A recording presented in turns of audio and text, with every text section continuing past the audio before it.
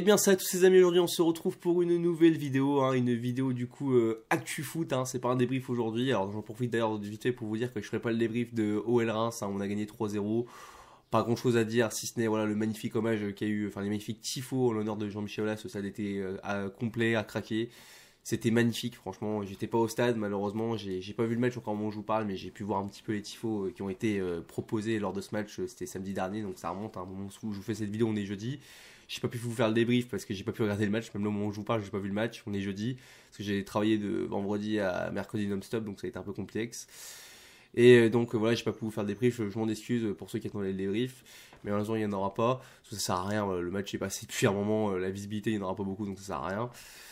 Et puis voilà quoi, mais bon, c'est vrai que c'était un magnifique tifo et voilà, ça fait plaisir. Au moins, on sent que voilà, les supporters ont fait que Jean-Michel Aulas est sorti par la grande porte. Et ça, c'est quelque chose d'exceptionnel. Peut-être pas les joueurs, mais au moins, voilà.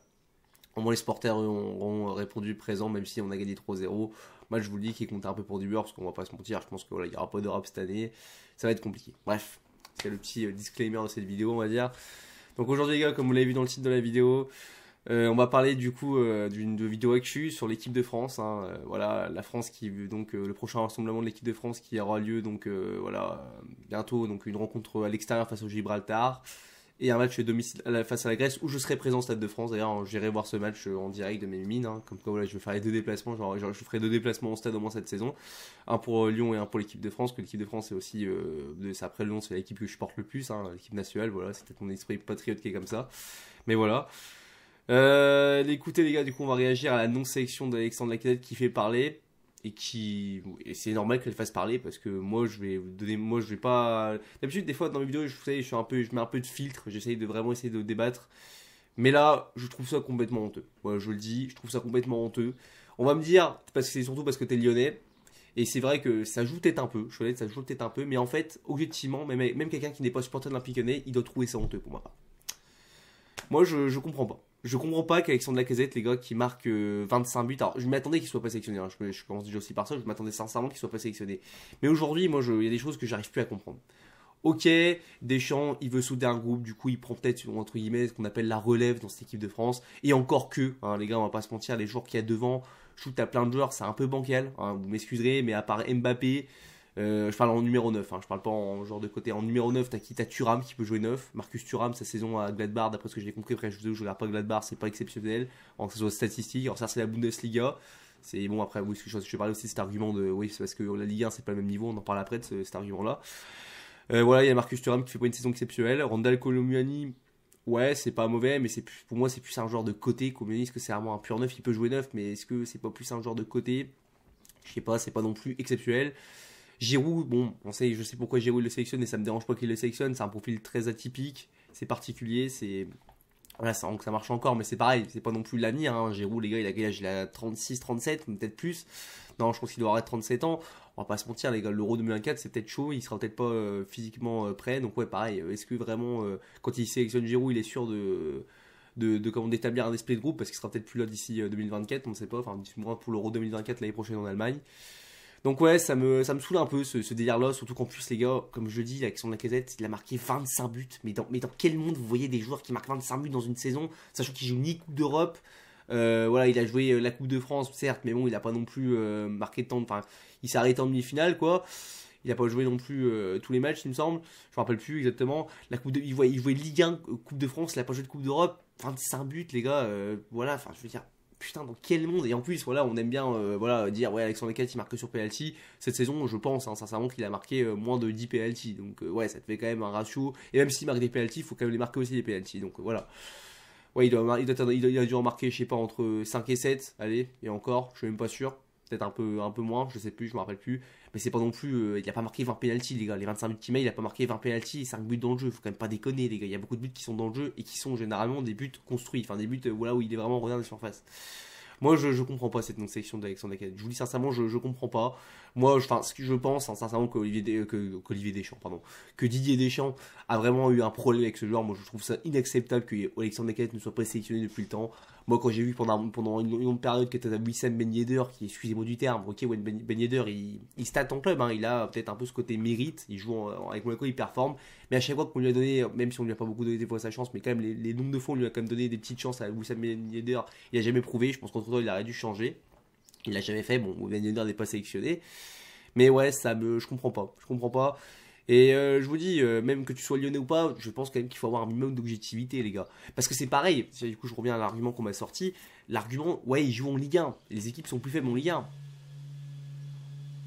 Ben Yedder, quand il joue en Ligue 1, il le sélectionnait aussi. Ça n'a pas empêché de le sélectionner.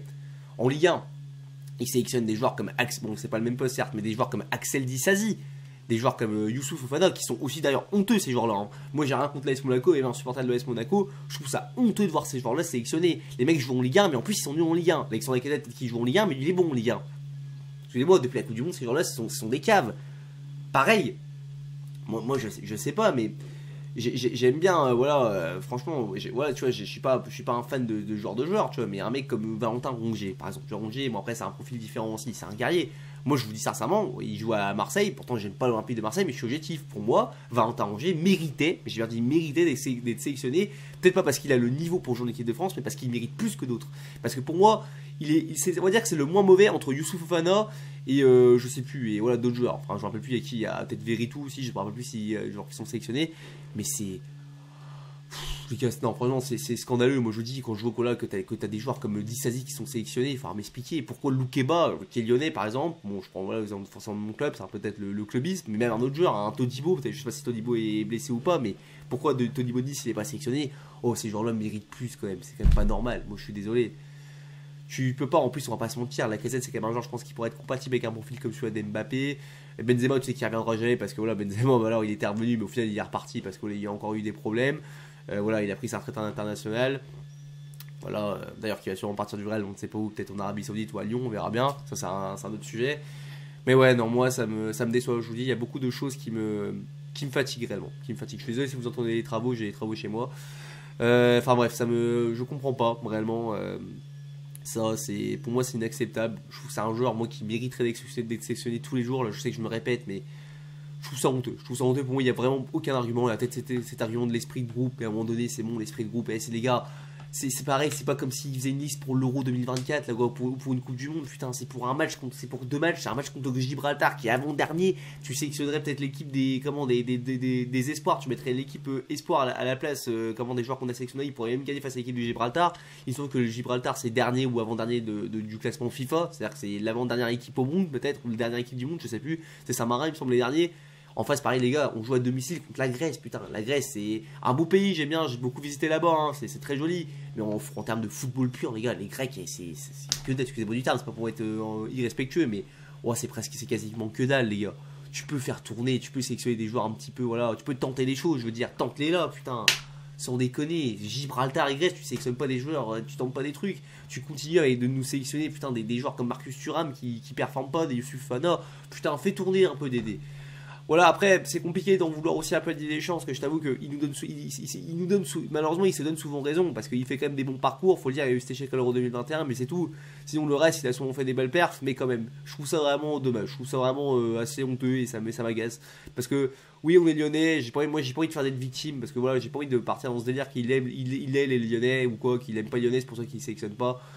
Parce que moi, j'estime qu'en équipe de France, à part la Lacazette, t'as aucun joueur qui mérite ça. Ou peut-être après Loukeba aussi, oui, un petit peu, qui mérite sincèrement d'être sélectionné en équipe de France. Mais franchement, quand même, là, ouais, t'abuses. Franchement, je trouve que c'est abusé. Moi, je me pose quand même des questions. Des fois, est-ce qu'il a vraiment pas un problème avec nous, quoi? C'est quand même un truc de ouf. Excusez-nous d'être paranoïaque avec les autres clubs de Ligue 1, mais à un moment donné, voilà, quoi.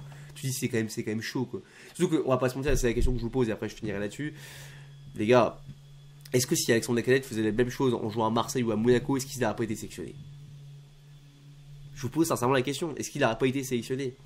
Enfin bref, ça me saoule. C'est tout ce que j'avais à vous dire sur cette vidéo. N'hésitez pas à donner votre avis, que ce soit en pouce bleu ou en commentaire. J'accepte voilà, le débat tant que c'est dans le respect. On peut ne pas être d'accord avec moi. Donnez-moi vos arguments, ça m'intéresse. Il y a des gens qui sont pas d'accord, on peut argumenter, il n'y a pas de souci. Tant que c'est dans le respect, je respecte. Je répète, pardon. Et voilà. C'est tout ce que j'avais à vous dire. On se retrouve du coup prochainement pour une nouvelle vidéo. Peut-être pour le débrief du dernier match de la saison. Je sais plus contre qui on joue. Et puis c'est tout, voilà. Allez, c'était Tata Noël et on se retrouve pour une prochaine vidéo. Et allez l'OL et allez les Bleus aussi du coup. Allez, au revoir à tout le monde.